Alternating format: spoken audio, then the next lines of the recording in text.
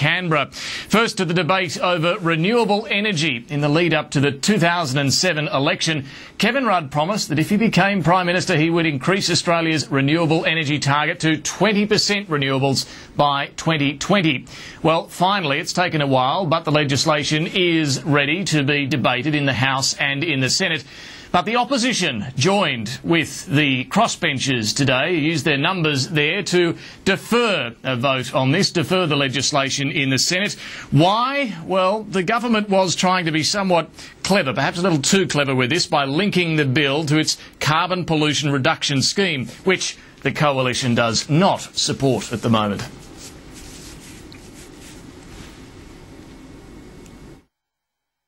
It was unnecessary.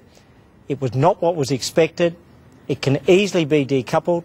So our message to Senator Wong today is decouple the legislation.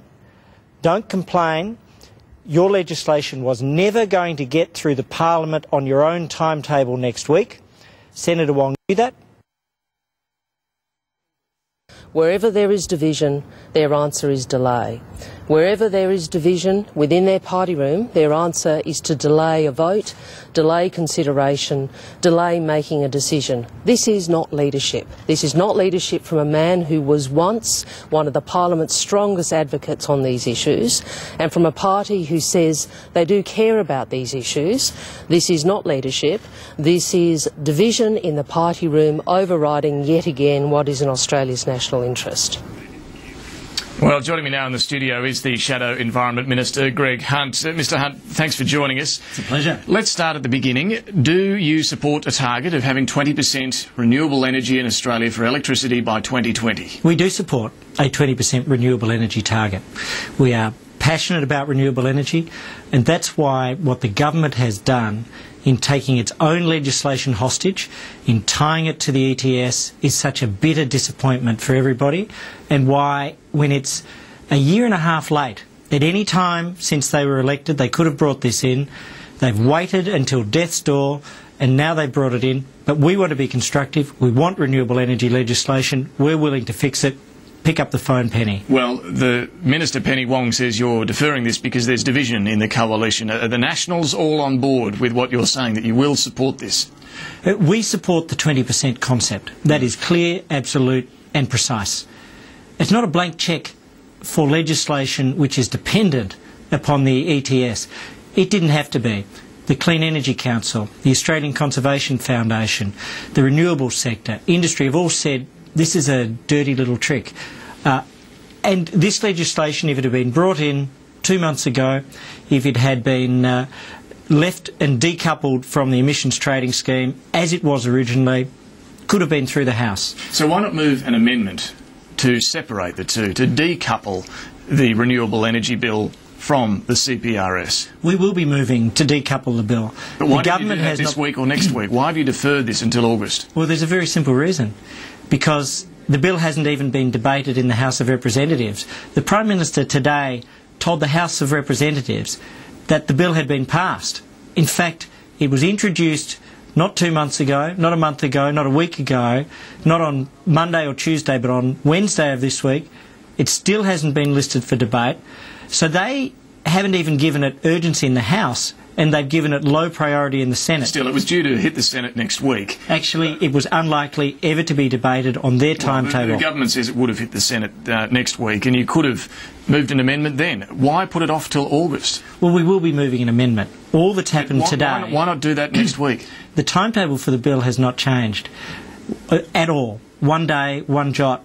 And the reason why is because this would have been taken to a committee in any event, and in that situation, all we've done is confirm that the Australian public will have a say on renewable energy. Some will argue for a higher target.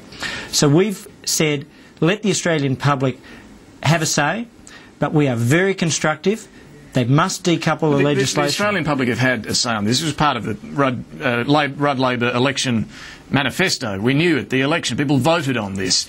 Now they're trying to get it through the Senate next week, and you're deferring it to August because you want Australian people to have another say. Well, there are two assumptions in what you say.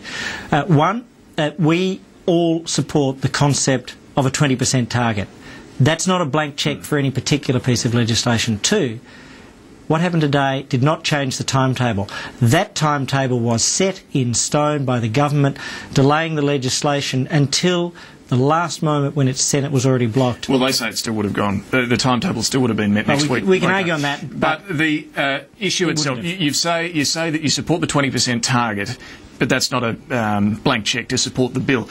Is your concern also over why these two things are linked, and that is the definition of which industries are exempt? The reason why it's been linked is this, that the government wants to use the emissions trading scheme to hold renewable energy hostage. Now, we are actually comfortable with the concept of using the basic definitions in the emissions trading scheme for the industry assistance in the renewable energy target. We couldn't be much more helpful than that. All they have to do is separate it and then negotiate with us on a couple of other items, and we could be there. And we've been saying this. I've been calling publicly and privately to say, sit down with us. So pick up the phone, Penny. We are ready to help, but let's get this going. Why have they delayed it for so long? Well, and let's solve it. The industry also seems to be upset at you about this delay. The Clean Energy Council says today's decision by the Senate will delay clean energy projects across the country, in particular solar PV projects. The Clean Energy Council says hiring will now have to be delayed, and in some cases workers may have to be laid off in solar. Well, there are two things here. They should be angry, and in fact the rest of their press release is angry with the government. They know that this was coupled with the ETS when it was not necessary. The government has intentionally poisoned its own legislation. It's a very bizarre thing to have done. I am amazed by it. Now, having said that, we also know from the government that they themselves, and the one thing that they did right was this, they backdated the transition of the solar rebate to the solar credits to the day in which they made their decision. They shouldn't have cut it off without notice, but the one thing they did was they backdated it. Senator Wong today confirmed that not one person would miss out. Next week, the Senate will consider the government's carbon pollution reduction scheme, and this is also looking tricky as well.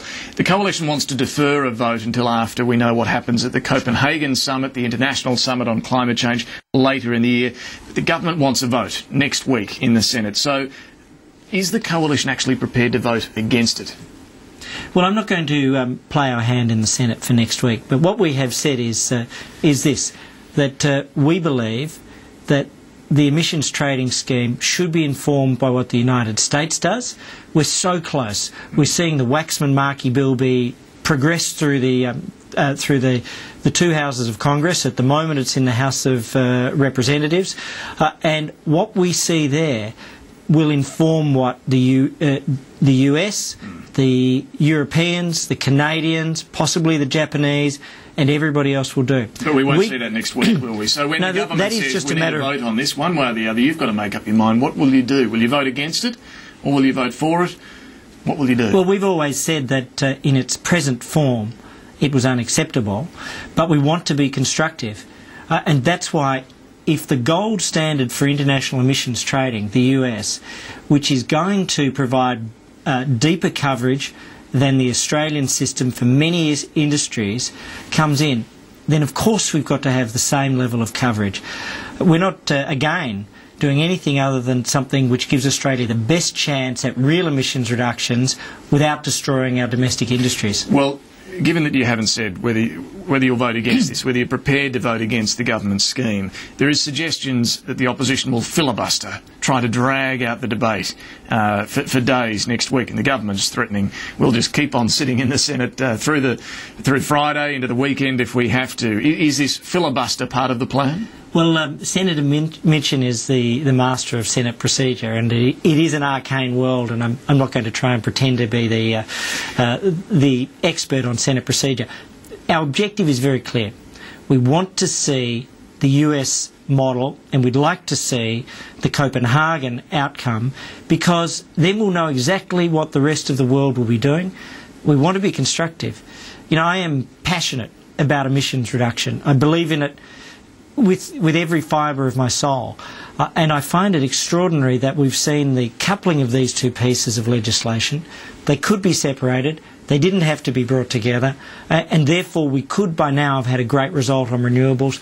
We're still keen to get a great result on renewables, and we want to make sure that if we're using an emissions trading scheme, that it's in line with the best practice of the world.